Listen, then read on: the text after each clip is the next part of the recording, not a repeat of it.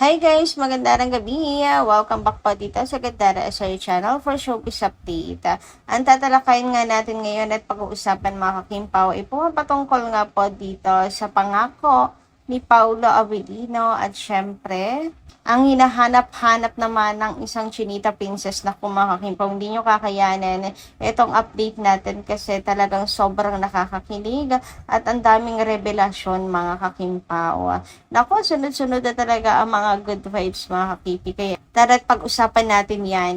Pero bago tayo magsimula sa mga hindi pa nakaka-subscribe sa ating channel, pakiclick lang po tayo natin subscribe button at notification bell na nariyan sa baba para mag-i-updated po kayo at ma-notify tuwing may bago tayong chika at balita hinggil sa Kimpaw.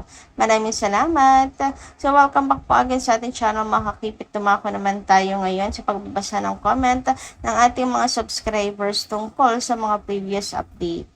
Bilang pasasalamat, narito po ang comment ni Miss EE. Sabi niya dito, love you so much Kimpaw. Nakakabilib ang Kimpaw lovers. Same na talented sila. Sila palang mag-asawa ang producer ng pelikula ng MMFF na gagawin nila by December. Iba, isip itong mag-asawa. Tugmang-tugma. Meant to each other talaga ang Kimpaw. Two hearts beating as one.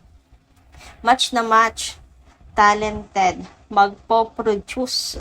Mag-asawang Kimpaw.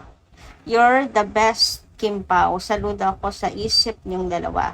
Hardworking lovers. Pinagtagpo at pinagpala. You're the best. May always prayers to Kimpaw. Seniors 78, more blessings.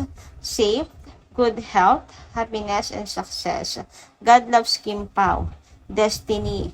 God special gift to Kimpaw. All your dreams comes true. God loves you, Kimpaw. Always guide and protect Kimpaw. Take care, Kimi, and take care of yourself, Kimpaw. Thanks God Almighty for loving and caring Kimpaw. Thanks to all solid Kimpaw supporters and all seniors loving and helping Kimpaw. God bless. True. So, ayan, grabe ang haba ng comment ni Miss EA mga kakipi and all caps lock talaga. Pero, agree po ako sa sinabi nyo na si Kim and Paolo ay very hardworking lovers. Ako sa true kayo dyan. Si Kimi, nako, wala na pong question. Grabe ang isang kimchi sa isang araw. Para nakakaapat ata na appointment yan. After showtime, may event, may rehearsal, may endorsement. O, diba? Nakakaloka. Talagang sa kasipagan, wala tayong masasabi kay Kim. And si Paolo Avellino naman, tahimik lang po yan. Pero sabi nga, marami po yung ginagawa sa likod ng camera. Hindi nga rin po yan natin, kung hindi po nag-upload si Miss Car, hindi po natin matutunugan na nasa ABS pala si Pao. Diba? And kung wala silang tawag do parang proposal sa sa company, walang special meetings mga kakimpaw. Like may bagong nakuhang investors, wala pong mga pictures, hindi natin malalaman na nasa company pala si Paolo Avellino. So parang gano'n, napakatahimik talaga ni Paolo Avellino. Pero marami po siyang ginagawa sa likod ng camera. About naman sa pagpuproduce, hindi po ako sure kung Kim Pao po ay kasama sa producers. Pero ang ganda siguro kung kasama nga ang Kim Pao sa producers, no? Silang dalawa na po magpuproduce ng kanilang movie. Kung maglaylo din man po sila sa showbiz, magandang ganito po ang gawin ng Kim Pao. Mag-produce na lang po mga kakipi, di ba? Samantala, dumako naman tayo sa next commenter natin na si Miss Visitacion de Guzman. Sabi niya rito, nagkamali si Jong sa Showtime sa sinabi niya kasi sa sagot sa tanong kanina sa Laro Pick America, imbis American, walang react ang mga tao. Siguro pag si Kim nagsabi, daming nang bash na naman. Nako, totoo yan. Miss Visitacion de Guzman. Sasabihan na naman po ng dakilang bobita si Chinita Princess. Konting kibot, konting pagkakamali talaga mga kakimpaw. Hindi natin masisisi yung iba kung gustuhin na lamang po na si Kim ay umalis na sa Showtime at mag-focus na lang sa mga projects, paggawa ng teleserye, paggawa ng pelikula, kasi nga ganyan, konting kibot, palsin agad. Pero pag iba naman nagkamali, wala lang, di ba, mga kakimpaw? Pero pag si Kim, super big deal. Ewan ko ba, masyadong favorite nila, lalo na mga haters and netizens si Kim Chu. Amandala, speaking of Kim, trending nationwide nga po si Chinita Princess, mga kakimpaw, dahil sa kanyang pagkakapanalo sa IMBC Award for Best Global Star, mga kakipi. And grabe, sobrang dami nga akong nakikita po na mga edited pictures ni Kimi, posters, ganyan, bilang pag-congratulate kay Chinita Princess sa kanyang role bilang Estella sa The Alibay, no? Kasi yung gamit ng IMBC na picture ni Kim ay si Stella Marie.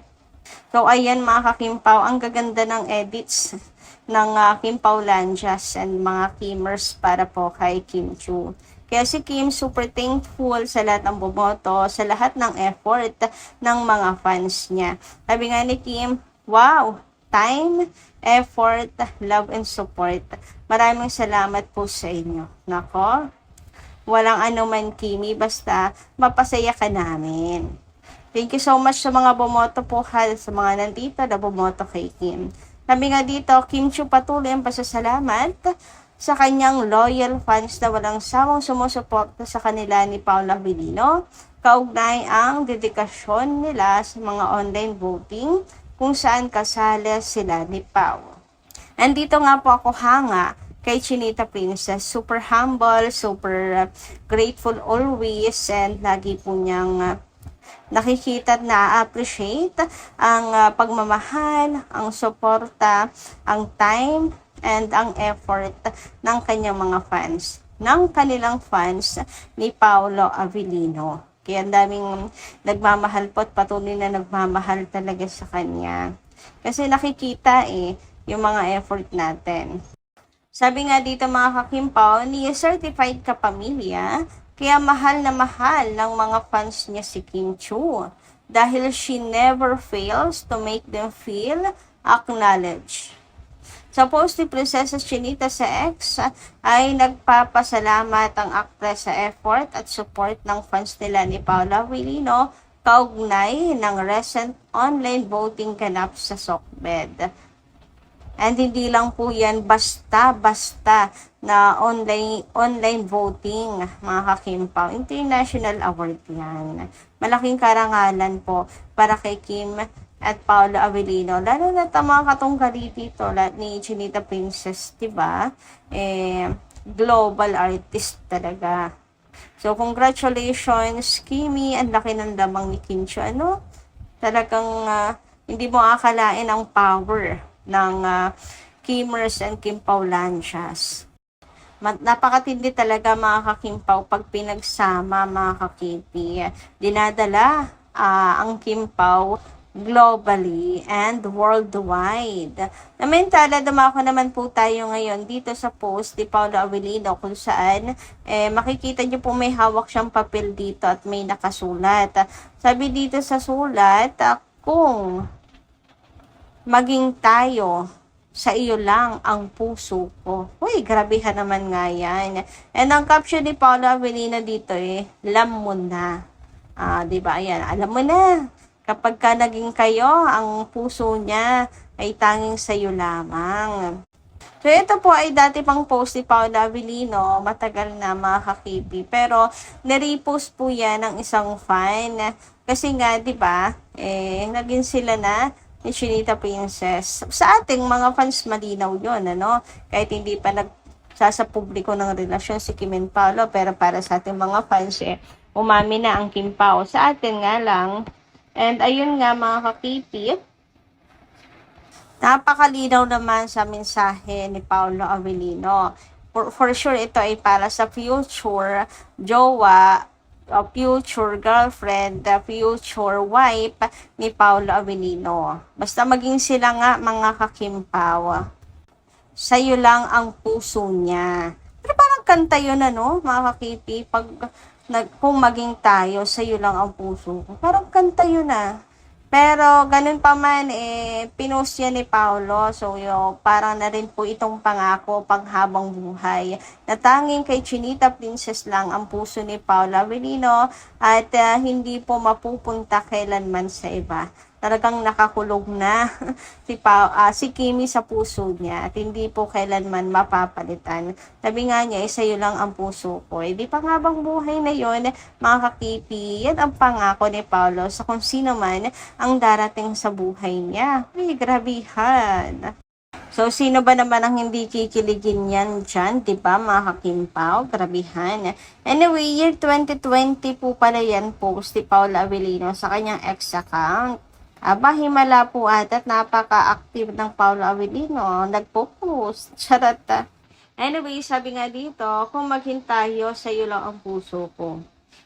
Kayo na. Kaya sa kanya na puso mo at sa'yo na din ang puso niya. Ay, grabihan. Super kilig, mga kakimpaw. Grabihan naman nga sa pakilig yan, mga kakipi. Ako, habang buhay mo na talaga yan, Paolo Avellino, galaw-galaw. Beke naman, baka mamaya, nag-aantay lang si Kimi ng iyong pagluhod. Charot, ng pagluhod. Diba? Two whales relationship na si Kim. Malay mo naman, ito nang iniintay ni Kim Chiu. Iniintay niya na mayroon pong mangako sa kanya ng habang buhay. Sa altar naman, mga kakimpaw. Hoy, grabihan. Ngayon naman, dumako po tayo dito nga po sa Pau na hinahanap-hanap ni Chinita Princess. Sa kanyang promotional video nga po sa Chowking para sa Siopaw Day, mga kakimpaw. Sabi nga ni Kimi, meron daw siyang pau na hinahanap-hanap at binabalik-balikan. Uy, grabihan naman ngayon. Pero dahil matatalino ang Kim Pao Lanchas at mga pasaway ng little bit, mga Kim Pao, ang cute, may pag-edit nga po ng Siopaw na may mukha ni Paolo Avellino. Ayan nga, mga kakipi. So, eto pala ang Pau na hinahanap-hanap ng isang Chinita Princess. Uy, andyan na. Ginawa na ng paraan ng mga fans. Hoy, grabihan nga naman yan siya. So, ang mga fans na ang nag-adjust. Gamit na gamit kasi ang Pau. Ano pa bang Pau? Ang dapat kasing nandyan. Kaya ayan, nilagay na yung mukha ni Paolo sa Siopaw. So, yun lang po muna guys ang ating update this evening. Maraming salamat po sa pakikinig. Kita kasi po muli sa susunod natin chika. Maraming salamat at ingat po palagi. Adios!